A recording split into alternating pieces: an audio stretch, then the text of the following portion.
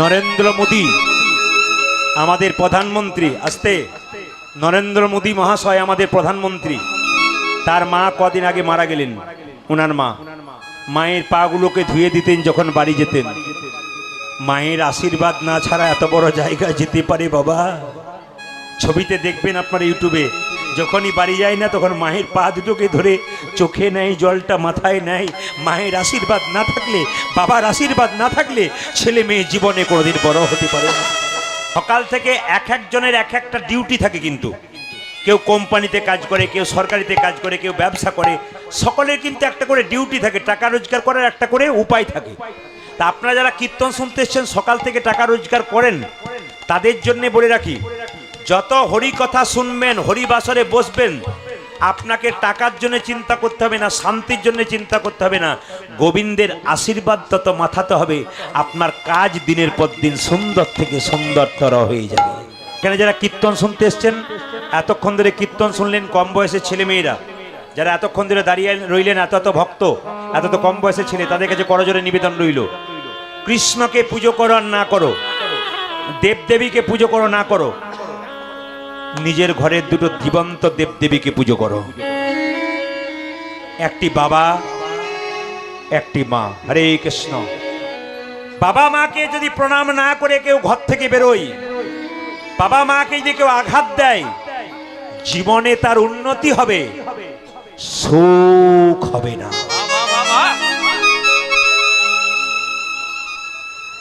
বাবা হলো বাড়ির ছাদ। যারা দাঁড়িয়ে আছেন তারা শুনবেন, যারা কম বয়সে ছেলে মেয়েরা আছেন, মনে মনে ভাবছেন আমি আমার ছেলে মেয়েকে নিয়ে বাইরে মানুষ করবো গা, আর বাবা মাকে এক পাশে ফেলে দেবো। আপনি জেনে রাখুন, আপনার ছেলে মেয়ে আপনার কাছ থেকে শিখছে বাবা মায়ের সঙ্গে কেমন ব্যবহার করতে হয়। আপনি আপনার বাবা মাকে ত্যাগ করে চলে যাবেন, তো আপনার ছেলে যখন বড় হবে আপনাদেরকেও নিতাই গৌর হরিবল করে নিজেই একা সংসারে। তাই আপনাদের কাছে নিবেদন রইল, বাবা মাকে কেউ কাঁদাবেন না। বাবা হলো বাড়ির ছাদ, মা হলো খুঁটি। বাবা হলো বাড়ির ছাদ, মা হলো খুঁটি। তারা দুজন সংসার থেকে যেদিন চলে যাবে বাবা, সংসার টলবল টলবল করবে। মায়ের মতো আপন পৃথিবীতে কেউ হয় না। একটা মায়ের পেটে যখন বাচ্চা থাকে 10 মাস 10 দিন, মায়ের যে কি কষ্ট হয় মা ছাড়া পৃথিবীতে কেউ জানে না। মায়ের পেটে যখন তুমি ছিলে, কত দেব মন্দিরে গিয়ে কেঁদে কেঁদে বলেছিল, প্রভু একটি সন্তান যেন হয়, আমায় যেন মা বলে ডাকতে পারে। আমি যদি মা হতে পারি জীবনে, আমি আর কিচ্ছু চাইব না, শুধু মা ডাক শুনতে চাই প্রভু, শুধু মা ডাক শুনতে। মেয়েদের পরিপূর্ণতা আসে না ততক্ষণ যতক্ষণ না সে মা হতে না পারে। যে মেয়ে মা হতে পারে নাই, তার যে কি যন্ত্রণা সে ছাড়া পৃথিবীতে কেউ জানে না। আপনার হয়েছে বাচ্চা, আপনি কি করে বুঝবেন? কিন্তু জেনে রাখুন, যদি কাউকে আপনি কাঁদান, আপনাকেও কাঁদবার জন্য তৈরি হয়ে থাকতে হবে। সবচাইতে দুঃখের ব্যাপার কি জানেন? একটা মেয়ে মায়ের পেটে একটা বাচ্চা 10 মাস 10 দিন জায়গা হয়, সেই ছেলে বড় হয়ে আসামের বড় বড় শহরে ফ্ল্যাট কিনতে পারে, তবু মা বাবার একদিনের জন্য জায়গা হয় না। কিসের শিক্ষা? কেন আপনি গর্ব করে বলছেন আমি এমএ পাস করেছি? কেন গর্ব করে বলছেন আমি বিএ পাস করেছি? আসল জায়গাটাই তো আপনার ফাঁকা হয়ে গেছে। আপনি তো মা বাবাকে ভাত দেন না, আপনার আবার শিক্ষা দেবার দরকার কি আছে? আগে ওই জীবন্ত দেবী দেবী দুটোকে পুজো করো, তারপর ওই দেবতাকে পুজো করবে, তবে সেই দেবতা পুজো নেবে, নইলে সেই দেবতাকে পুজো দেওয়া আপনার বেকার হয়ে যাবে। মেয়েরা দেখবেন বাপের বাড়ি যায় না, যখন থেকে তার মা বাবা মারা যায়। মা বাবা যার না থাকে, মেয়েকে বলা হয় দিদি তুমি বাপের বাড়ি যাবে না কেন? যাবে না কেন? মেয়ে কেঁদে কেঁদে বলে ওগো দাদা, ওগো দাদা গো, আমার বাবা মা নয়, আমি কার কাছে গিয়ে দাঁড়াবো? আমি যাদের কাছে যাব তারা তো যায় এ সংসারে না। বাবা মা মরে গেলে সংসারে যারা থাকে তোমায় ভালোবাসে, কিন্তু ততটা ভালোবাসে না। ভালোবাসে না। মা বাবা যতদিন বেঁচে থাকি সংসারে মেয়েদেরকে আদর করে ভালোবাসা দিয়ে কাছে টেনে নেয়, কাছে টেনে নেয়। এখনো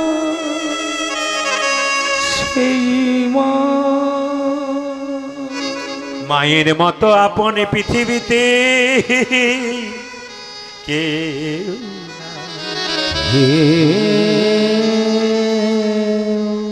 সবাই শুনে রাখুন, দুর্গা পূজার অষ্টমীর দিনে উপবাস থেকে মন্দিরে গিয়ে পুষ্পাঞ্জলি দিচ্ছ মা দুর্গাকে। মা যেন বলতে চাইছে, মাটির প্রতিমা পুজিস রে তুই, আগে নিজের বাবা মাকে পুজো কর। জীবন্ত দেবী দেবী দুটো খেতে পেল না, খেতে পে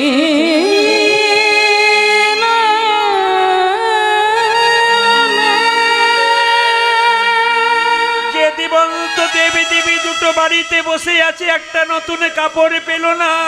একটা কাপড়ে পেল, সেই জীবন্ত দেবী দেবী দুটোকে ফেলে দিয়ে তুই মাটির প্রতিমা পুজো করতে এসেছিস। সেই দেবী দেবীকে ফেলে দিয়ে তুই দেবী পূজায় এসেছি। একটা মেয়েকে দুটো কুল রক্ষা করতে হয়, একটা বাপের কুল, একটা শ্বশুর কুল। যে মেয়ে শ্বশুর বাড়িতে খারাপ ব্যবহার করে, পাড়ার লোকে বলা বলি করে মেয়েটার বাবার বংশ ভালো নয়, নইলে মেয়ে এত খারাপ হয় কেন? মেয়ে যদি ভালো ব্যবহার করে লোকে বলবে এ মেয়ে ভালো কেন জানো, এর বাবার বংশটা ভালো। প্রত্যেকটা নারীর কর্তব্য সংসারে যদি তার মা বাবাকে সম্মান দিতে পারে, সম্মান দিতে পারে, তাহলে ওই বাড়িতে গিয়ে সবাইকে সম্মান দিতে পারবে।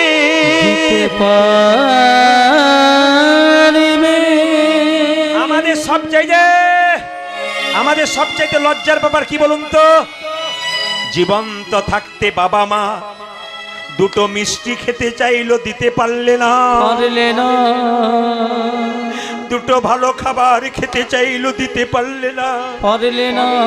মৃত্যুর পরে 2000 লোককে পেট ভরে খাওয়ালে এ খাওয়ার কোনো মানে হয় না, রাক্ষসের খাওয়া হয়, এ দেবতার সেবা হয় না, এ বৈষ্ণবের সেবা হয় না।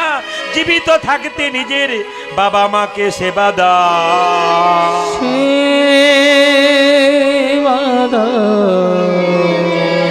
কীর্তন শোনা আপনাদের সার্থক হবে তবেই। এখন দেখুন আসরটার অবস্থা কি, সবার চোখ ছলছল করছে কেন? প্রেমের কথা বললে সবার নয়ন অনুমিলন হয়ে যায়, চোখ থেকে জল পড়ে। ওই জন্য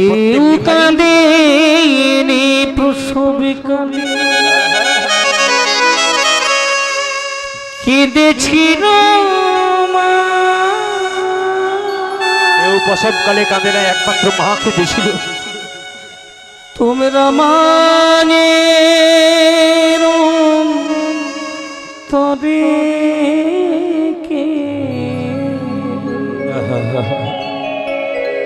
ব্যথা দিও,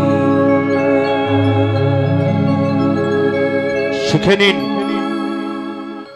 দেখে নেবেন আপনারা দেখে নেবেন। আমি অনেক প্রমাণ দেখেছি। ঝাড়খণ্ডে এক জায়গায় কীর্তন করতে গেছি, হঠাৎ দেখলাম 10 জন লোক একজন লোককে তাড়া করেছে। ওই লোকটা ছুটে এসে এখানে এসে বসে গেছে, তো চুপচাপ বসে প্রণাম করে বসে দিল। লোকগুলো কিন্তু ওখানে দাঁড়িয়ে আছে, ওকে নিয়ে যেতে পারছে না। আমি ভাবলাম তাহলে চুরি টুরি করে বসেছে বোধহয়, কিন্তু দেখলাম কীর্তনের শেষে আমাকে প্রণাম করছে, গলায় মালা তিলক রয়েছে। জিজ্ঞেস করলাম দাদা ওরা কেন দাঁড়িয়ে আছে, আপনার পেছন পেছন ধাওয়া করলো কেন? কিছু মনে করবেন না, আমি একজন মিস্ত্রি, মোটরসাইকেল গ্যারেজের মিস্ত্রি। অনেক রাত পর্যন্ত আমি কাজ করে দিই, কিন্তু হরিনাম শুনতে পারলে না আমি পাগল হয়ে যাই। খোল করতালের শব্দ শুনলে আমি ছুটে আসি। আমি বললাম ভাই আমি গানটা শুনে আসি, তারপর এসে তোমার কাজটা করে দেবো। ওরা শুনলই না, আমার পেছন পেছন এসছে। আমি তখন বুঝতে পারলাম গৌর গোবিন্দের কৃপা যদি কারোর ওপরে হয় বাবা, যে হরিবাসরে বসতে পারে তার কাজ কিন্তু দিনের পর দিন নেতাই গৌর হরিবোল বলে সুন্দর থেকে সুন্দর হতে পারে। এবার লক্ষ্য করুন, মুকুন্দ সরকার কবিরাজি চিকিৎসা করত, আর নরহরি সরকার তার সঙ্গে কম্পাউন্ডারি করত। একদিন নরহরি মুকুন্দকে বলল, দাদা যাবে? বলে কোথায়? এই যে কোথায়, কোথায় যাবি রে? না না, মুকুন্দ সরকার জিজ্ঞেস করছে নরকে, কোথায় যাবি? বলছে একবার নবদ্বীপে গেলে হয় না দাদা? তো নবদ্বীপে যাবে, বর্ধমান থেকে নবদ্বীপ অনেক দূর, মানে থেকে শ্রীখণ্ড থেকে নবদ্বীপ অনেক দূর। তো শ্রীখণ্ড থেকে নবদ্বীপ যাবে পায়ে হেঁটে, তখন তার বাস ট্রেনে যোগাযোগ ছিল না। তখন দাদা মুকুন্দ সরকার বলছে কি করে পায়ে হেঁটে যাবি? আরে পা ফুলে যাবে তো, এত রাস্তা হাঁটতে পারবি না। ছোট ভাই বলছে দাদা আমি সাধুগুরু বৈষ্ণবের মুখে শুনেছি যে একবার হরিনাম করতে করতে রাস্তা দিয়ে চলে যায় না, তার রাস্তা অনেক খাটো হয়ে যায়। ঠান্ডা মাথায় উত্তর দিন, যে গাছে ফল ধরে সেই গাছটা নিচের দিকে যায় ডালটা, না ওপর দিকে যায়? জোরে বলুন, জোরে বলুন। যে গাছে ফল ধরে সেই গাছের ডালটা নিচের দিকে যায় না ওপর দিকে যায়? ফলবান বৃক্ষ নত হয়। ভক্ত যারা হয় তাদের ভাবটি কেমন হয়, আর মস্তান যারা হয় তাদের ভাব কেমন হয়? দেখবেন আপনারা, ভক্তি যার মধ্যে আছে সে কিন্তু মাথা নিচু করে থাকে, আর অভক্ত যারা হয় মাথা উঁচু করে দাঁড়ায়। একটু আপনাদের বলি, অনেক দেবতার নাম শুনেছেন, এক দেবতা আছে সবাই উপরে বসে সিংহাসনে, একজন নিচে বসে। কে বলুন তো? বাবা ভোলানাথ। সবাই যখন মিটিং করে দেবতারা সবাই উপরে বসে, একজন নিচে বসে বাবা ভোলা। দেবতারা জিজ্ঞেস করে, বাবা উপরে বসলে কেন, এই নিচে বসলে কেন, উপরে বসতে পারতে? বাবা বলে, উপরে বসলে পড়বার ভয় থাকে তাই নিচে বসে গেলাম। না না, আপনারা প্রশ্ন করবেন, আপনি তো চৌকির উপরে বসে আছেন, আমরা তো জমিতে বসে আছি, আপনি বসলেন কেন? আরে বাবা আমি তো চৌকির ওপরে দাঁড়িয়ে আছি, আমি তো চৌকিদার, আর আপনার জমিতে বসে আছেন, আপনারা তো জমিদার হয়ে আছেন। এই জন্য আপনাদের কাছে নিবেদন রইল, ভগবানের নামের জমিদার আপনারা। এই যে সবাই শুনবেন, যদি হও নিচু তবে পাবে কিছু। আরে বাবা কল থেকে জল, রিভাবটা কম দাও, হয় রিভাবটা কম দাও, কীর্তন করাচ্ছ রিভাব কম দাও। হরে কৃষ্ণ। সবাই লক্ষ্য করুন, আপনি কল থেকে জল নিচ্ছেন, বালতিটা ওপরে দেবেন না নিচে দেবেন? জোরে বলুন। নিচে দেবেন। দেনে বালা তো ওপরে থাকে আর লেনে বালা তো নিচে থাকে। যদি নিতে হয় তাহলে আপনাকে নিচু হতে হবে। একটা সোনার কলসি যতই দামি হোক না কেন, জোরে বলবেন, একজনের কাছে কিন্তু তাকে মাথা নিচু করতেই হয়। বলুন তো কার কাছে? মায়েরা কার কাছে? একটা সোনার কলসি যত দামি হোক না কেন, যত কোটি দাম হোক না কেন, একজনের কাছে মাথা নিচু করতে। কার কাছে? গ্লাসের কাছে। আপনি যত কোটি টাকার মালিক হন, যদি বৈষ্ণবের চরণে মাথা নিচু না করেন, তবে আপনার জীবনে কোটি টাকার কোনো দাম থাকবে না। এই জন্য জেনে রাখুন, কথাগুলো খুব ভালো ভালো কথা। লক্ষ্য করুন, মুকুন্দ সরকার, নরহরি সরকার, দু ভাই মিলে যখন গেছে, মহাপ্রভু তখন কি করলেন? ভক্ত যদি কাই মনে কোনো বাঞ্ছা করে, ভগবানের সাধ্য নাই সেই বাঞ্ছা নাই পড়ে। একই কথা মন্দিরে কেউ যদি বারবার বলেন, ও মায়েরা মন্দিরে আপনারা যান, একই কথা মন্দিরে কেউ যদি বারবার বলে, ভগবান তার মনের ইচ্ছা পূর্ণ করে। আপনাদের কাছে নিবেদন রইল, আপনারা যদি বাড়িতে কেউ মন্দির না করতে পারেন তাহলে একটা কাজ করবেন, মন দিয়ে শুনবেন। বাড়িতে বাড়িতে একটা করে তুলসী মন্দির করবেন। যার বাড়িতে তুলসী মন্দির আছে তার বাড়িটা ভগবানের বাড়ি, আর যার বাড়িতে তুলসী মন্দির নেই তার বাড়িটা হচ্ছে জমের বাড়ি। আস্তে, যে যেখানে বসে আছেন কথাগুলো কান দিয়ে শুনুন। মুকুন্দ সরকার বাড়িতে এসে একটা মন্দির করলো। আপনার টাকা থাকলে আপনি মন্দির করবেন, আর টাকা যদি আপনার না থাকে আপনি একটা তুলসী মন্দির, এই যে টাকা না থাকলে একটা ছোট্ট তুলসী মন্দিরও করবেন। তুলসী মন্দির যার বাড়িতে নাই ওই বাড়িটাতে যম রাজা ঘোরাফেরা করে, আর যার বাড়িতে তুলসী মন্দির আছে তার বাড়িটা হচ্ছে ভগবানের বাড়ি। মন দিয়ে শুনবেন, তুলসী মন্দিরে যখন আপনি জল ঢালবেন, মায়েদেরকে বলি, দাদা ভাইদেরকে বলি, তুলসী মন্দিরে জল ঢালা কিন্তু নিয়ম আছে, একবারে মন দিয়ে শুনে নেবেন। তুলসী মন্দিরে জল ঢালতে গেলে ভিজে কাপড়ে জল ঢালবেন না। তুলসী মন্দিরে জল ঢালতে গেলে ভিজে কাপড়ে কেউ কোনোদিন জল ঢালবেন না। প্রশ্ন করবেন কেন? না, ভিজে কাপড়ে জল যত মাটিতে পায়ে পড়বে, সেই পায়ের জল যত মাটিতে পড়বে, মানে মন্দিরে পড়বে, তত কিন্তু আপনার অপরাধ হয়ে যাবে। ওই জন্য মায়েরা অনেকে দেখবেন স্নান করে আসবার সময় এই দেখবেন কাপড়ের কোনটা দেখবেন এরকম করতে করতে আসে না? জোরে বলুন হ্যাঁ না না। এরকম করতে করতে কেন বলুন তো? জল যেন পায়ে ঠিকে না যায়, সেই পায়ের যেন জল যেন মন্দিরে না চলে যায়। এই জন্য মন্দিরে গেলে পা মুছে যেতে হয়। অনেক দেখবেন ভিজে পায়েই চলে যায়, পায়ের চিহ্ন দিতে দিতে। না, নিয়ম নয় কিন্তু, এগুলো খুব মাথায় রাখবেন আপনারা। এইবার বলে দিই, তুলসী মন্দিরে তুলসী গাছ লাগাবেন কি বার? সোমবার নয়, মঙ্গলবার নয়, বৃহস্পতিবার নয়। তুলসী মন্দিরে গাছ লাগাবেন আপনারা বুধবার দিন। কি বার বললাম? জোরে বলুন। বুধবার দিন আপনারা বুধবার তুলসী গাছ লাগাবেন। তৃতীয়, তুলসী মন্দিরে যখন জল দেবেন, পশ্চিম দিকে মুখ করে কেউ জল দেবেন না। প্রশ্ন করবেন, প্রদীপ বাবু, পশ্চিম দিকে মুসলমানরা মুখ করে নামাজ পড়ে, ওই দিকে কি আল্লাহ নেই? ওদের শাস্ত্র বলছে ওই দিকে কাবা মসজিদ আছে, ওটাকে লক্ষ্য করে নামাজ পড়ে। আর হিন্দুদের জন্য বলল যে পূর্ব দিকে সূর্যদেব উদয় হয়, তাই সূর্যকে পিছু করে হিন্দু কোনো ভালো কাজ করবে না। কি বললাম? সূর্যকে পিছু করে আপনি মেয়ের বিয়ে দেবেন না, সূর্যদেবকে পিছু করে আপনি শ্রাদ্ধের কাজ করবেন না, সূর্যকে পিছু করে আপনি হরিনাম করবেন না, সূর্যকে পিছু করে আপনি ভগবানের পুজো পাঠ করবেন না। সূর্যকে পিছু করে যেন না হয়। সূর্য আমাদের প্রধান দেবতা। কথাগুলো মাথায় রাখবেন, জীবন সুন্দর হবে। তুলসী পাতা যখন গাছ থেকে তুলবেন, তুলসী গাছ থেকে যখন পাতা তুলবেন, তখন পাতা তুলতে তুলতে পাতা বা গাছের ডাল যদি ভুল করে ভেঙে যায়, তবে কৃষ্ণের অঙ্গে আঘাত করা হয়। কি বললাম?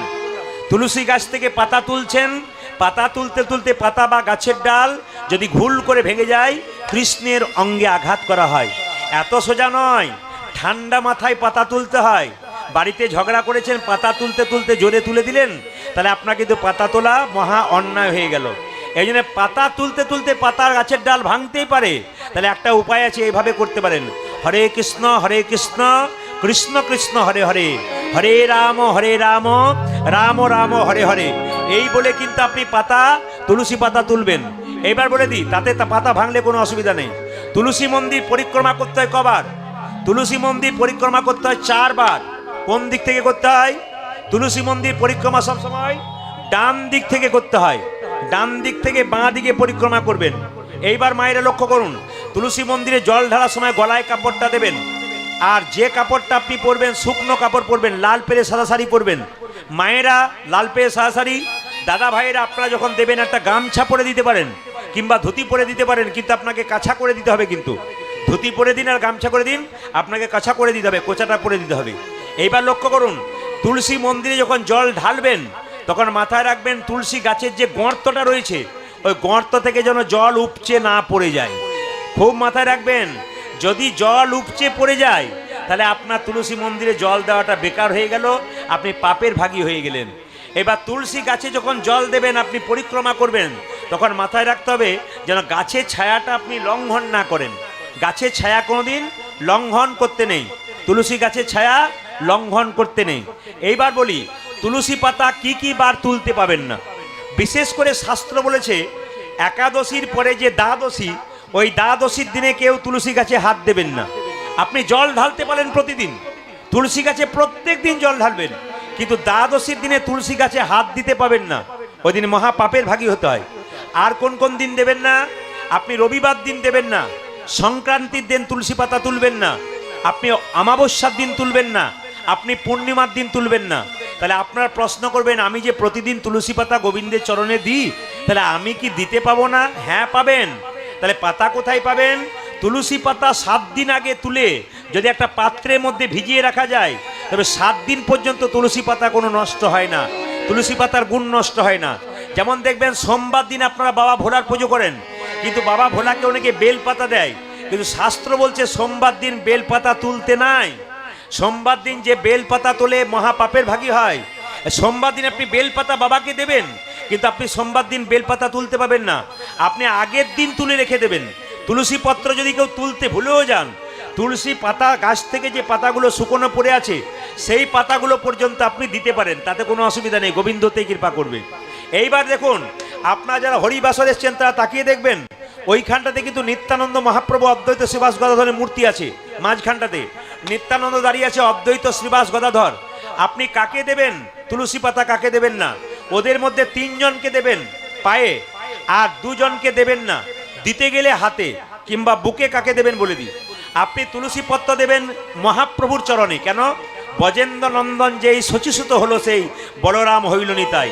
বলরাম তো নিতাই, নিতাই তো বলরাম, তার চরণে দেবেন। আপনি মহাপ্রভুর চরণে দেবেন। আপনি দেবেন অদ্বৈত মানে মহাবিষ্ণুর অবতার, তার চরণে দেবেন। আপনি দেবেন না কাকে? শ্রীবাসকে, উনি শক্তি তত্ত্ব। আপনি দেবেন না গদাধরকে, উনি হচ্ছেন ভক্তি তত্ত্ব, ওই জন্য ওনাকে দেবেন না। তবে যদি রাধাকৃষ্ণ যুগলে থাকে, রাধার হাতে তুলসী পত্র দেবেন, কিন্তু কৃষ্ণের চরণে তুলসী পত্র, রাধার হাতে দেবেন আর কৃষ্ণের চরণে দেবেন। এইবার বলি, আপনার মন দিয়ে শুনবেন, যদি আপনার গুরুদেবের ছবি আপনার মন্দিরে থাকে, হ্যাঁ রাখতে পারেন আপনি, অসুবিধা নেই, কিন্তু গুরুদেবকে তুলসী পাতা দেবেন আপনি। গুরুদেবের হাতেও দেবেন না, গুরুদেবের পায়েও দেবেন না, গুরুদেবের বক্ষে দেবেন। বক্ষে কি দিয়ে দেবেন? একটুখানি চন্দন মাখিয়ে দেবেন, কিন্তু মাথায় রাখবেন ওই চন্দন যেন গড়গড় গড়গড় পরে পরে পায়ে না চলে যায়। হালকা চন্দন দিয়ে গুরুদেবের বুকে তুলসী পত্র দিতে হয়। অনেকের মনে হয় যে গোবিন্দকে একটু সোনা পরাবো, আজকে সোনা পরানোর উপায়টা বলে দিই। আপনি গোবিন্দকে বিনামূল্যে সোনা পরাতে পারেন। আমি একটা উপায় বলে দেবো, কি না, যদি তুলসী পাতার মঞ্জুরি, তুলসী গাছের যে মঞ্জুরিগুলো রয়েছে, ওই মঞ্জুরি যদি গোবিন্দের মুকুটে প্রত্যেক দিন দিতে পারেন, তবে আপনার সোনা পরানো সমান হয়ে যায়। এত সোজা নয়।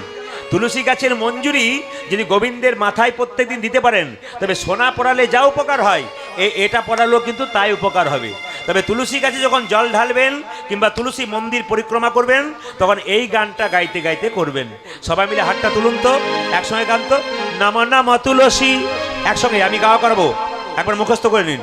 নম নম তুলসী কৃষ্ণ প্রেয়সী, হাততালি দিয়ে। রাধা কৃষ্ণের চরণ পাবো এই অভিলাষী, হরি বল। আজ নম নম তুলসী কৃষ্ণ প্রেয়সী, রাধা কৃষ্ণের চরণ পাবো এই অভিলাষী। নম নম তুলসী কৃষ্ণ প্রেয়সী, রাধা কৃষ্ণের চরণ পাবো এই অভিলাষী, হরি বল। নম নম তুলসী কৃষ্ণ প্রেয়সী, রাধা কৃষ্ণের চরণে পাবো এই অভিলাষী। যে তোমার নামে লই মন বাঞ্ছা পূর্ণ হয়, বলুন। যে তোমার নাম লই মন বাঞ্ছা পূর্ণ হয়, যে তোমার নামে লই মন বাঞ্ছা পূর্ণ হয়, যে তোমার নামে লাগে মন বাঞ্ছা পূর্ণ হয়। কৃপা করে কর মোরে বৃন্দাবনবাসী। যে তোমার নামে লাগে মন বাঞ্ছা পূর্ণ হয়, কৃপা করে কর মোরে বনবাসী। এদেরটা বন্ধ করলাম, আপনারা জোরে জোরে একবার বলুন, সবাই মিলে বলুন। আমি অবাক হয়ে গেলাম, ত্রিপুরা, ত্রিপুরা আলাদা রাজ্য, আসাম আলাদা রাজ্য, তাই তো? তো ত্রিপুরার মানুষ বাংলা ভালো বলতে পারে না, কিন্তু আমি অবাক হয়ে গেলাম যখন নম নম তুলসী গানটা গাইতে বললাম, ওরা এত সুন্দর গাইছে যে আসরকে মুগ্ধ করে দিচ্ছে। আমি আশা রাখবো আপনাদের কাছে, আপনারা এই গানটা সবাই মিলে গাইবেন আমার সঙ্গে, বলুন, এরা বাজাবে না, বলুন। নম নম তুলসী কৃষ্ণ প্রেয়সী, জোরে। রাধা কৃষ্ণের, জোরে। নম নম, বাহ, একটু জোরে। নম নম তুলসী, জোরে, বাহ। বাহ বাহ বাহ। যে তোমার নামে লই মন বাঞ্ছা পূর্ণ হয়, জোরে। যে তোমার নাম লই মন বাঞ্ছা পূর্ণ হয়, কৃপা করে কর মোরে বৃন্দাবনবাসী, জোরে বলুন, আরো জোরে। কৃপা করে কর মোরে বৃন্দাবনবাসী, জোরে। নম নম তুলসী, বাবা তালি দিয়ে, জোরে। নম নম, দারুণ। আপনাদেরকে 100-তে 100 নাম্বারই দিয়ে দিলাম, দারুণ গাইলেন কিন্তু। সবাই মিলে একসঙ্গে বাজনার সঙ্গে।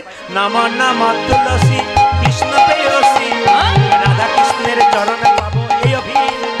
আজ নম নম তুলসী কৃষ্ণ প্রিয়সী রাধা কৃষ্ণের চরণ পাবো এই অভিলাষী। যে তোমার নামে লয় মন বাঞ্ছা পূর্ণ হয়। পূজাজি জি তোমার নামে লয় মন বাঞ্ছা পূর্ণ হয়। যে তোমার নামে লয় মন বাঞ্ছা পূর্ণ হয়। যেই তোমার নাম লাই মন বাঞ্ছা পূর্ণ হয়। কৃপা করে কর মোরে বৃন্দাবনবাসী। ও যে তোমার নামে লাগে মন বাঞ্ছা পূর্ণ হয়, কৃপা করে কর মোরে বৃন্দাবনবাসী। নম নম তুলসী কৃষ্ণ প্রিয়সী রাধা কৃষ্ণের চরণ পাবো এই অভিলাষী। পূজাজি নম নম তুলসী কৃষ্ণ প্রিয়সী রাধা কৃষ্ণের চরণ পাবো এই অভিলাষী। নম নম তুলসী কৃষ্ণ প্রিয়সী রাধা কৃষ্ণ চরণ ভবনী বিলাসী। আজ নম নম তুলসী কৃষ্ণ প্রিয়সী রাধা কৃষ্ণের চরণ পাবো এই অভিলাষী। মায়েরা, একদিন মুকুন্দ সরকারের স্ত্রীর গর্ভে সন্তান এলো। কি খেয়ে এলো? মুকুন্দ সরকার চিকিৎসা করতে করতে অহংকার হয়ে গেল। কিছু মনে করবেন না, আমি যে কীর্তন গান গাইতে এসেছি শুধু আপনাদের আসামে নয়, জলপাইগুড়ি, হুগলি, হাওড়া, কলকাতা, প্রত্যেকটি জায়গাতে, হায়দ্রাবাদ, বোম্বে, আর সব জায়গাতে আমরা যাই। কিন্তু আপনাদের কাছে নিবেদন রইল, সব জায়গাতে মানুষের ভিড় এইরকম এর চাইতে ডবল হয়। কিন্তু লক্ষ্য করুন আপনারা, তাহলে আমার যদি ভেতরে অহংকার হয়ে যায়, অহংকার পতনের মূল। গোবিন্দের কৃপায় আপনারা এসেছেন। মুকুন্দ সরকার চিকিৎসা করতে করতে মনের মধ্যে অহংকার হয়ে গেল, আমার জন্য রোগ ভালো হয়ে যাচ্ছে। মহাপ্রভু বলল, মুকুন্দ, আমার আশীর্বাদ পেয়ে তুমি তোমার চিকিৎসা ভালো করলে, এখন বলছো যে তোমার জন্য হয়েছে?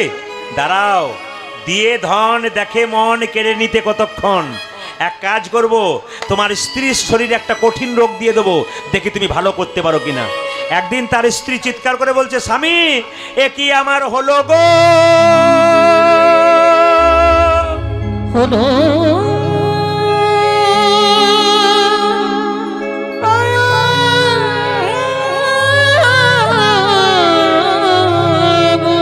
আমার সর্বাঙ্গ যেন জ্বলি যায়,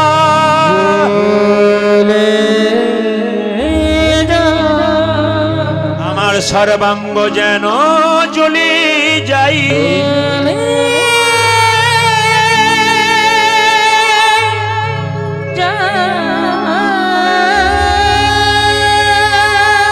স্বামী,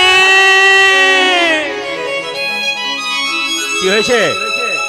এই যে কি হয়েছে? কয়েকদিন ধরে চোখগুলো জ্বালা করে, হাতগুলো জ্বালা করে, পাগুলো জ্বালা করে, বমি বমি ভাব লাগে, খাবার ইচ্ছা নাই, কেন আমার এমন হয়? দেখি তোমার চোখ দেখি, আমি সারা বাংলার চিকিৎসা করছি, তোমার রোগ ভালো করতে পারবো না? দেখি তোমার চোখ দেখি, দেখি তোমার হাত দেখি, দেখি তোমার পা দেখি। একই, আমি সারা বাংলার চিকিৎসা করলাম, আমার স্ত্রী রোগ ধরতে পারছি না। রাত্রিবেলায় মহাপ্রভু চরণে চিৎকার করে বলল মন্দিরে, প্রভু বলে দাও, বলে দাও, প্রভু বলে দাও, বলে দাও, প্রভু বলে দাও, বলে দাও। প্রভু, আমি সারা বাংলা চিকিৎসা করছি, আসতে আমার স্ত্রীর রোগ ভালো হয় না কেন? মহাপ্রভু আকাশবাণী করে বলল, মুকুন্দ, আমি যা ভেবেছিলাম তাই হয়েছে। সারা বাংলার চিকিৎসা করতে করতে তোমার ভেতরে অহংকার জন্মে গেছে। প্রভু, আমি ক্ষুদ্র জীব, কখন আমার অহংকার হয় আমি জানি না। সত্যি যদি অহংকার হয়, আমার পতন ঘটাও। মহাপ্রভু তার চিবানো পান, এই যে আসামে এসে একটা ভালো জিনিস দেখলাম, আমাদের ওদিকে রেওয়াজটা কম আছে, আমাদের দিকে বেটা ছেলেরা বেশি খায়, হ্যাঁ, আপনাদের দিকে দুপক্ষই বেশি খায়। কি বলুন তো? পান। সবার মুখ দেখছি লাল করে দিয়েছে পান, দারুণ। এই যত পান খাবেন সাদা দাঁত আর আপনার কিছুদিন পর দেখা যাবে না, সব অন্ধকার হয়ে যাবে। না না, পান খাওয়া নিষেধ নয়, আস্তে, পান খাওয়া নিষেধ নয়। মহাপ্রভু পান খেতেন, আপনারাও পান খান, দুজনের মধ্যে তফাৎ কি? মহাপ্রভু যে পানটা খেত তাতে কোনো মশলা থাকতো না, শুধু পান যদি আপনারা খান তবে আপনাদের লাভ বেশি। পানে মশলা দেওয়া খেলে কিন্তু পান নেতাই গরু হরিবোল।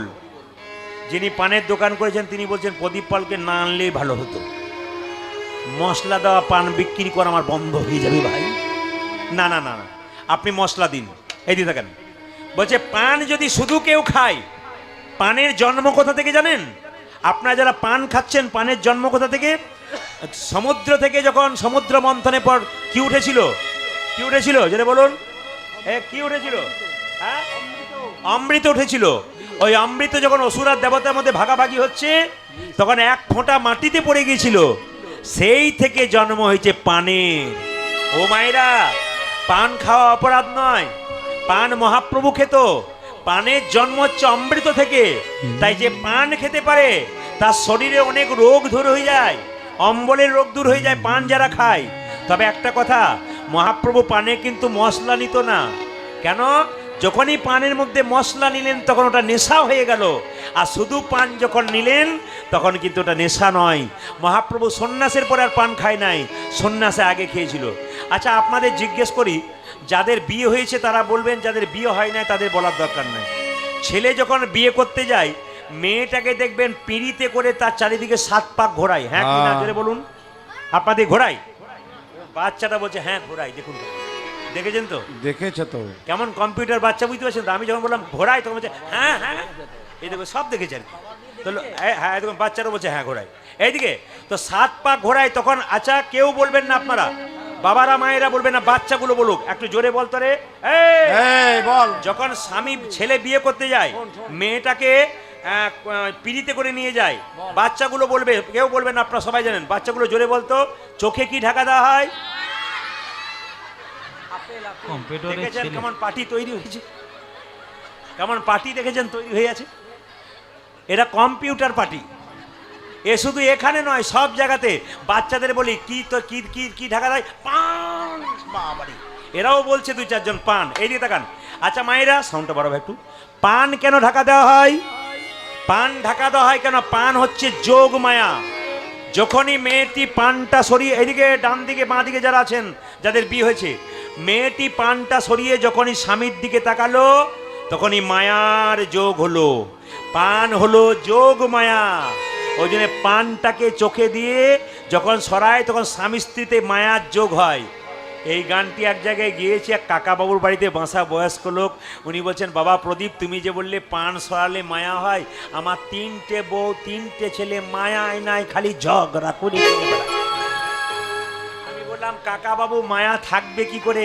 পান ঢাকা দেবার আগে কতবার রাস্তাতে দেখা হয়ে যাচ্ছে, এই জন্য আর মায়া নাই। মায়েরা, বাচ্চা জন্ম নেবার পর মুখে আপনারা কি দিন? জোরে বলুন, কি দিন?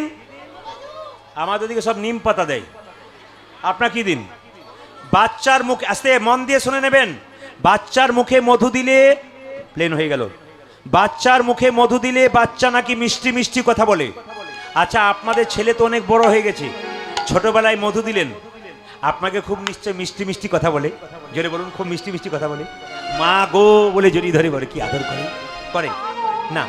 করে না কেন বলুন তো? আসলে ওইটা নিয়ম নয়। আপনাদের মনের মধ্যে একটা ভুল ধারণা আছে, ওটা ভাঙিয়ে দিয়ে যায়।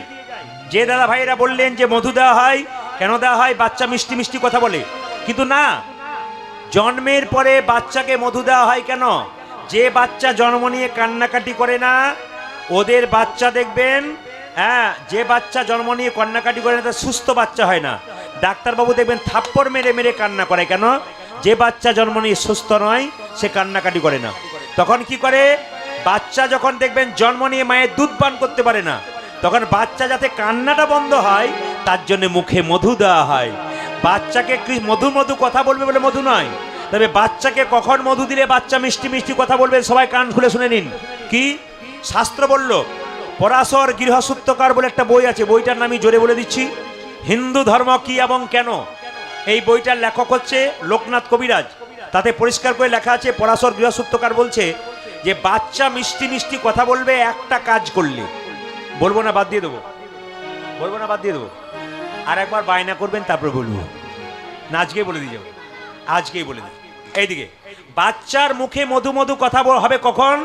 বলছে আতুর ঘর থেকে অসহজ গৃহে আপনি জন্মের পরে 1 মাস থাকেন না, জোরে বলুন হানা না, অসহজ গৃহে থাকেন।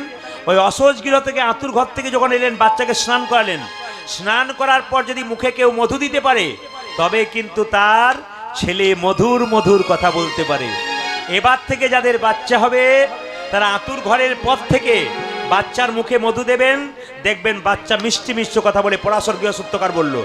আর একটা নিয়ম বলে গেছে, অন্নপ্রাশন যেদিন হয়, অন্নপ্রাশন, সেই দিন যদি বাচ্চার মুখে আপনি মধু দিতে পারেন, তাহলে বাচ্চা 100% মিষ্টি মিষ্টি কথা বলবে। এই জন্য মাথায় রাখবেন আপনারা, বাচ্চাকে মধু কখন দিতে হয় সেই সময় দিতে হয়।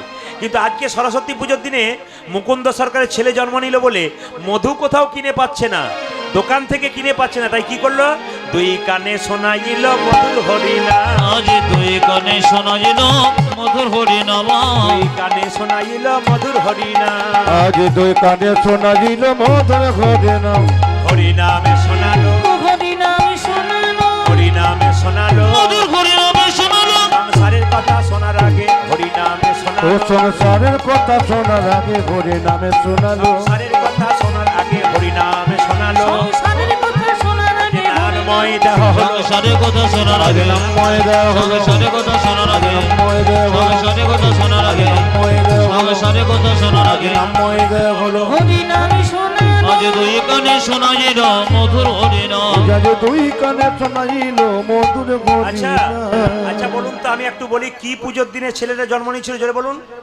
কি পুজোর দিনে? লক্ষ্মী পুজো। সরস্বতী পুজোর দিনে জন্ম নিয়েছিল, তাই কি বললো, মাকে বলছে, মা আশীর্বাদে করো মা। আশীর্বাদে করো মা। সরস্বতী পুজোর দিনে কোনো বাচ্চা জন্ম নিলে বলি, মা ছেলে যেন গাড়ি বাড়ি টাকা পয়সা হয়, ইঞ্জিনিয়ার ডাক্তার হয়, মাস্টার হয়, তিনি কি বলছেন, আশীর্বাদে করো মা, আশীর্বাদে করো মা, আশীর্বাদে করো মা, আশীর্বাদে করো মা, কি? যেন ভাগবতে পড়তে পারে, আশীর্বাদে করো মা, যেন ভাগবতে পড়তে পারে, আশীর্বাদে করো মা, যেন সংকীর্তন গাইতে পারে, আশীর্বাদে করো ও মা, যেন সংকীর্তন গাইতে পারে, আশীর্বাদে করো যেন মা, সংকীর্তন গাইতে পারে, হরি হরি হরি যেন বলে। ভাগবতে পড়তে আজ পারে, হরি হরি হরি যেন বলে, সংকীর্তন গাইতে আজ পারে, হরি হরি হরি যেন বলে, ভাগবতে পড়তে আজ পারে, হরি হরি হরি যেন বলে, সংকীর্তন গাইতে আজ পারে, হরি হরি হরি বলে, তোরা আশীর্বাদে করো মা, আজ 2 কানে শোনাইল মধুর হরিনাম। ও আজ 2 কানে শোনাইল মধুর হরিনাম। এই ছেলে যখন বড় হলো, নাম রাখলো রঘুনন্দন। বলুন, রাধা রানী কি, শ্যাম সুন্দর কি, মদন মোহন কি? আপনাদের ছেলের নাম কি রেখেছেন আমি জানি না, তবে ছেলে মেয়েদের নাম ভগবানের নামের সঙ্গে রাখলে খুব ভালো হয়। ছেলে মেয়েদের নাম মহাপুরুষের নামের সঙ্গে রাখলে খুব ভালো হয়। যে যেখানে বসে আছেন, ছেলে মেয়েদের নাম মহাপুরুষের নামে নাম রাখুন। কার নাম রাখবেন? বিদ্যাসাগর, রবীন্দ্রনাথ, সুকান্ত, নজরুল মুসলমানদের ছেলেদের নাম রাখবে, কিন্তু বিবেকানন্দ নাম রাখবেন হিন্দু ছেলেদের। কি নাম রাখবেন? রবীন্দ্রনাথ নাম রাখবেন। আপনাদের নাম রাখতে হবে, মহাপুরুষের নামে নাম রাখলে ছেলে খুব ভালো হয়। মেয়েদের মহিষী নামের সঙ্গে নাম রাখলে মেয়ে খুব ভালো হয়। নামটা কিন্তু ভালো রাখতে হবে। অজামিল চুরি করতো, ডাকাতি করতো, ছেলের নাম কি রেখেছিল? নারায়ণ। অজামিল একদিন নারায়ণ বলতে বলতে মরেছিল, স্যার গোলক বৈকুণ্ঠ ধামে জায়গা হয়েছিল মা। ওই যে ছেলের নাম যদি কৃষ্ণ বিষ্ণু নারায়ণ রাখেন তাহলে ভালো হয়। কিন্তু আমাদের এখন কি নাম রাখে বলুন তো? নাট, ভল্টু, পল্টু, সোল্টু, যত রকমের খাটো নাম আছে আর কি। আবার অনেকে আদর করে নাম রাখে পাপাই, মানে যত পাপ আছে সব আমার ঘরে আয় আর কি, কোনো উপায় নেই। পাপাই নামটা চেঞ্জ করবেন, পাপু বলবেন কিন্তু পাপাই বলবেন না। অনেকে খুব আদর করে এ পাপা, কি আদর করে ডাকে। না না, ছেলের নাম রাখলো কি? রঘুনন্দন। এই ছেলে যখন 5 বছর বয়স হলো তখন কৃষ্ণ নাম করতে লাগলো, কেন বাবা যেমন ছেলে তো সেরকম হবে, তাই কৃষ্ণ নাম করছে। আপনারা সবাই হাত তুলে কৃষ্ণ নাম করুন একসঙ্গে। কৃষ্ণ কেশব কেশব। রঘুনন্দনের জন্ম হয়ে গেল, হাত তুলে কীর্তন করুন, রঘুনন্দন গাইছে। কৃষ্ণ কেশব কেশব কৃষ্ণ মাধব মাধব একসঙ্গে। সোধা মাখা এই নাম হরি এই না আজ কৃষ্ণ কেশব কৃষ্ণ কেশব সুধমখ হীন হরিণ মধুমখ হীন। আজকে যে আনন্দ করে গাইবে সারা বছর আনন্দে যাবে, তাই সবাই আনন্দ করে গান, হাত তুলে। কৃষ্ণ কেশব কৃষ্ণ মাধব সুধা মাখা এই নাম হরি নাম বালাজি কৃষ্ণ কেশব কৃষ্ণ কেশব সুধা মাখা হে নাম হরি নাম মধু মাখা এই নাম